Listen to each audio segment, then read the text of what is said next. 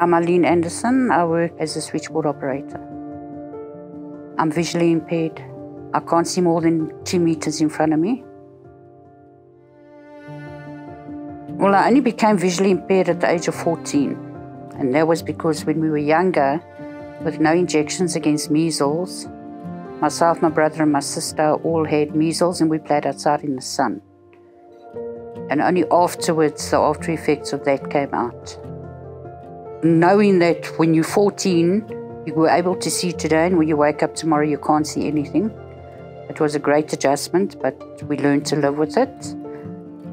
And that's the journey I've been through. The most difficult one for me is if you go into a building and you've got to sign in. And then you tell the people there that you can't see the small lines, that you need them to fill it in for you, and then they look at you as if you've gone totally crazy. Because you're not walking around with a stick, you're not walking around with a dog, nobody's helping you, you're just walking in there on your own. And to them, if you tell them I'm visually impaired, they don't understand what you're talking about. That is the worst challenge. If you go into a building, you've got to sign in. Well, in the beginning, it was difficult. There was no tools to be able to assist, and the worst part of it was when you go to training.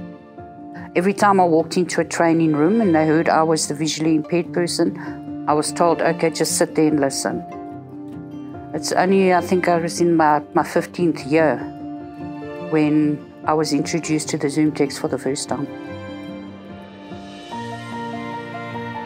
Zoom text, which is a screen enlarger, and mine also has a voice on it, which reads my emails for me a lot quicker than what I would be able to read them.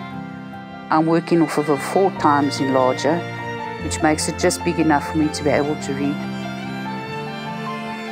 I've never seen it as a disability. It might hinder me sometimes, but I don't consider myself disabled at all. If I have to give advice to anybody else, it'll be, don't be scared. If you can't do something, ask. Just go out there and do it.